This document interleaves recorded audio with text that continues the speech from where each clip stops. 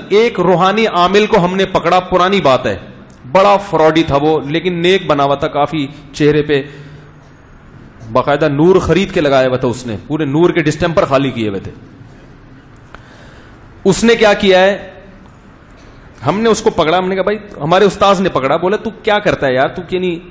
اب اس کے پاس ہوا یہ کہ بے اولاد جوڑے چلے گئے, میاں بیوی نا, کہ ہمارے اولاد نہیں ہو رہی. اس نے کہا ٹھیک ہے, اتنے بکرے لاؤ, اتنی مرغیاں لاؤ, اتنا فلانا کرو, اتنا یہ کرو, یہ فلیتے پلیتے جلواتا رہا ان سے. اب یہ کیا ہو رہا ہے, ان کو یہ احساس دلا رہا ہے کہ کچھ ہونے والا ہے. سمجھ میں آ رہی ہے بات؟ حالانکہ اس کو وہ خود اس نے بتایا, ہمارے سامنے اعتراف کیا اس نے کہ ہے کچھ بھی نہیں. میں کہاں سے اولاد دے سکتا ہوں بھائی, کچھ بھی نہیں ہے میرے پاس. بہت کے اپنے بچے نہیں ہو رہے ہوتے. تو اس نے کہا ایک ماحول کریٹ کرنا پڑتا ہے. اب وہ ماحول ایسے کریٹ کیا کہ کچھ فلیتے پلیتے ان سے جلوائے, اور یہ کیا اور وہ کیا, اور پھر ان کو بلایا.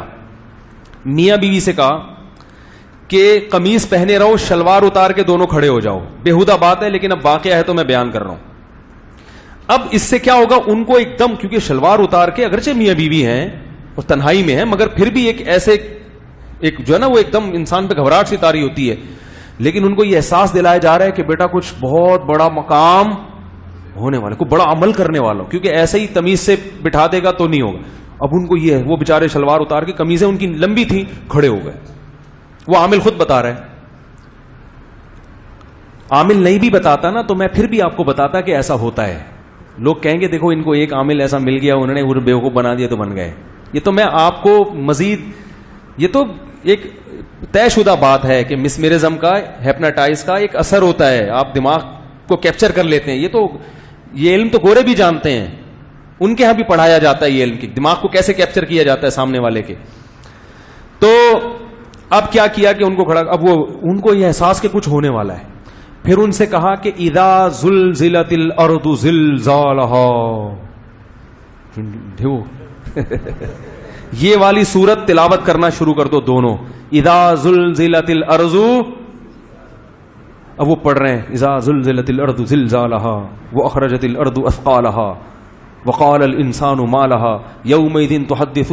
اس کا اولاد سے کوئی تعلق ہے اس سورت؟ اس میں تو زلزلے آ رہے ہیں, قیامت آ رہی ہے, زلزلہ آ رہا ہے, تباہ ہو رہا ہے, جو بچے ہیں وہ بھی مر رہے ہیں. پھر وہ جب سورہ زلزال پڑھی, بولا اب جو ہے نا والعادیات ضبحا. یہ قرآن سے جادو ہو رہا ہے کہ نہیں ہو رہا؟ یہ ان کے دماغ کو کیپچر کیا جا رہا ہے کہ کچھ ہونے والا ہے. پھر کیا کیا اس عامل نے, پھر ان سے بولا اب زور سے آواز بلند, آواز بلند. وہ پڑھتے پڑھتے پڑھتے پڑھتے اچانک ایک مٹکا آیا ہے, دھڑام سے آ کے ان دونوں کے سامنے گرا اور ٹوٹا, اور اس میں سے پتلے نکلے, جس میں میاں بیوی کے پتلے تھے اور ان میں سوئیاں تھیں, اور اس عامل نے وہ سوئیاں نکالی.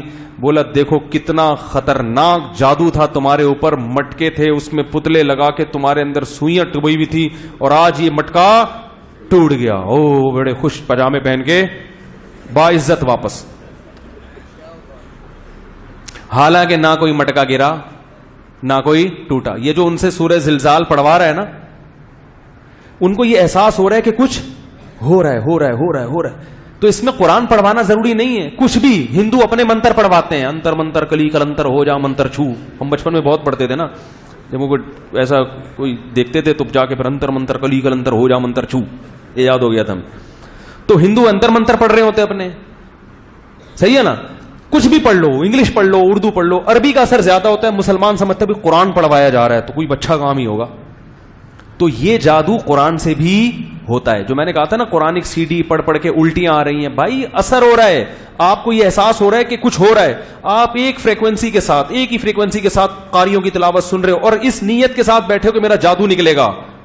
تو آپ پہ جادو نکلے نہ نکلے, ہونا بہرحال الٹیاں بھی آئیں گی, کچھ بھی ہوگا. تو آپ سمجھ رہے ہوتے ہو کہ میں کیا ہو رہا ہوں ٹھیک, حالانکہ ٹھیک نہیں, آپ خراب ہو رہے ہوتے ہو.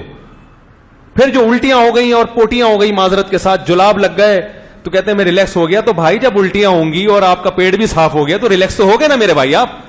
وہ جن تھوڑی نکلا ہے. وہ کہتے ہیں جن نکل گیا, جن نہیں نکلا, الٹیاں ہوئی ہیں, پوٹیاں ہوئی ہیں. معذرت کے ساتھ اچھا نہیں لگ رہا مجھے اس اسٹائل میں بات کرتے, لیکن کیا کروں میں. وہ قرآن سیڈیاں بک رہی ہیں, لوگ ان کو پڑھ رہے ہیں کہ اتنے بڑے بزرگ ہیں, ہوں گے بہت بڑے بزرگ, ہم سے اچھے ہی ہوں گے, لیکن اللہ کے بندو ان چیزوں میں اپنے ٹائم کو ضائع مت کرو. کتنے اچھے بھلے لوگ ہیں, گھریلو مسائل ہیں, ساس کی وجہ سے بہو نفسیاتی مریض بن گئی, اور بھائی نے بھائی کی وراثت کھا لی, وہ ٹینشن میں آ گیا, ڈپریشن میں آ گیا, اس کے علاج کی فکر کرو, اس کو ٹینشن سے نکالو.